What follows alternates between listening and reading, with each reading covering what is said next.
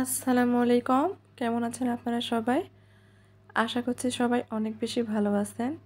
সবাইকে আবারও একবার আমন্ত্রণ করছি সাদামাটা রান্নাঘর অ্যান্ড ব্লগসের আরেকটি নতুন ভিডিও দেখার জন্য।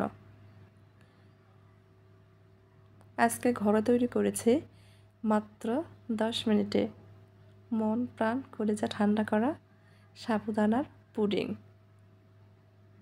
এই গরমে একবারের জন্য হলেও এই সাবুদানার পুডিংটা তৈরি করে দেখতে পারেন। আশা করছি ভালো লাগবে। তো চলেন দেখি সাবুদানার পুডিং তৈরির পুরো প্রস্তুত প্রণালী আপনাদের মাঝে শেয়ার করি। এখানে একটা বাটিতে আমি জাল করা দুধ নিয়েছি। দুধের মধ্যে 1 চামচ আগার আগার পাউডার আর 1 চামচ কর্নফ্লাওয়ার দিয়ে দিব।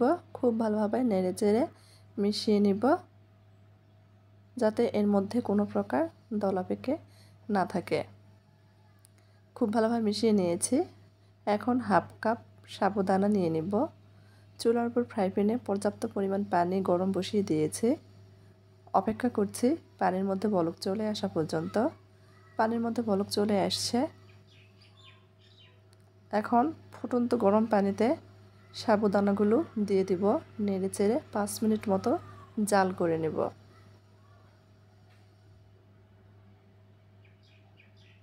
পাঁচ মিনিটের বেশি জাল করার কোনো প্রয়োজন নেই।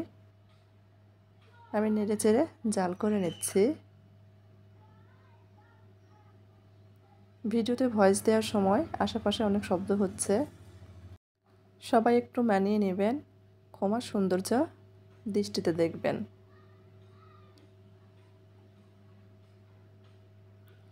জাল করা হয়ে গেছে। এখন একটা স্ট্যানারের সাহায্যে পানিটা ঝরিয়ে নেব। আমি ঠান্ডা পানিতে সাবুদানাগুলো ভালোভাবে ধুয়ে নিয়েছি। চুলার উপর আবারও ফ্রাই প্যান বসিয়ে দিয়েছি। এখানে হাফ কাপ চিনি দিয়ে দিব। চুলা জ্বালিয়ে দিয়েছি। অনবরত নেড়ে চেড়ে চিনির ক্যারামেল তৈরি করে নেব। আমি 1 টেবিল চামচ পানি ব্যবহার করেছি। পানি দেওয়ার কারণে চিনিটা খুব সহজেই গলে গিয়ে ক্যারামেল তৈরি হয়ে যাবে। তবে ক্যারামেল তৈরি করার ক্ষেত্রে কোনোভাবে নাড়াচাড়া বন্ধ করা যাবে না। চুলার আঁচটা মিডিয়ামে রেখে ক্যারামেলটা তৈরি করে নিতে হবে। ক্যারামেলের কালার চলে আসতে শুরু করেছে।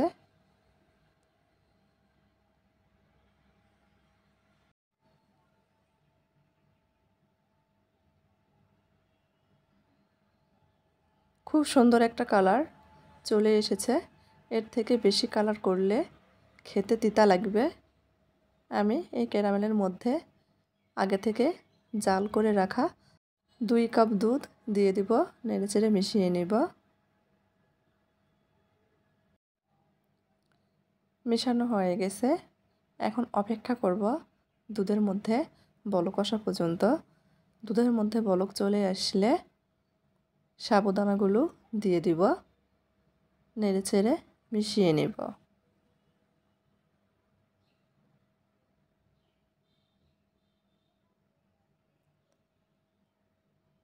মিশিয়ে নিয়েছি। অপেক্ষা করছি আবারও ভালোভাবে বলক চলে আসার জন্য। খুব ভালোভাবে বলক চলে আসলে কর্নফ্লাওয়ার আর আগার আগার মেশানো দুধটা দিয়ে দিব। নেড়েচেড়ে মিশিয়ে নেব। কিছুক্ষণের মধ্যেই দেখা যাবে দুধটা ঘন হতে শুরু করেছে। এই পুডিংটা তৈরি করতে কিন্তু খুব বেশি সময় প্রয়োজন হয় না। 10 মিনিট সময় থাকলেই পুডিংটা খুব সহজে তৈরি করে নিতে পারবেন। খেতেও কিন্তু অনেক মজার হয়ে থাকে। আবারও খুব ভালোভাবে বলক চলে এসেছে। আর 2 মিনিট মতো জাল করে নিয়ে চুলাটা বন্ধ করে দিব।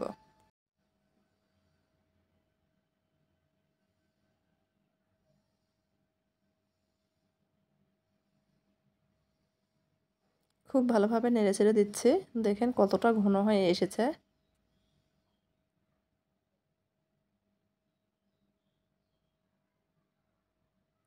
পুডিং তৈরির জন্য সাবুদানা ও দুধের মিশ্রণটা একদম তৈরি হয়ে গেছে। এর থেকে বেশি জাল করে ঘন করার কোনো প্রয়োজন নেই। ঠান্ডা হয়ে গেলে এমনিতেই সেট হয়ে যাবে। এখন চুলাটা বন্ধ করে দিব। যে পাত্রে আমরা পুডিংটা সেট করব, আগে থেকে তেল মাখিয়ে নিয়েছিলাম, ঢেলে দিব। ঠান্ডা করে নেব। ঠান্ডা হয়ে গেলে নর্মাল ফ্রিজে আধা ঘন্টার জন্য রেখে দেব।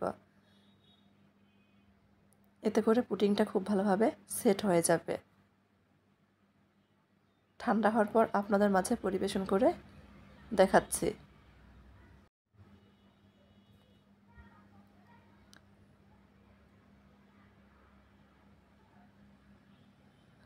ঠান্ডা হয়ে গেছে, দেখেন পুডিংটা খুব ভালোভাবে সেট হয়ে গেছে।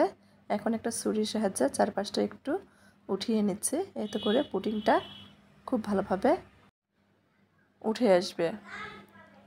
একটা প্লেটে ঢেলে নেব। দেখলেন তো, খুব সহজেই সাবুদানার পুডিং তৈরি হয়ে গেল। দেখতে যতটা লোভনীয়, খেতেও তার থেকে অনেক বেশি মজার।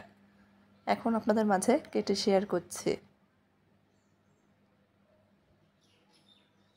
আমার আজকের এই সাবুদানার পুডিংটা আপনাদের ভালো লাগলে দয়া করে সবাই আমার চ্যানেলটি সাবস্ক্রাইব করবেন, লাইক কমেন্ট শেয়ার করে নিয়মিত চ্যানেলের পাশেই থাকবেন।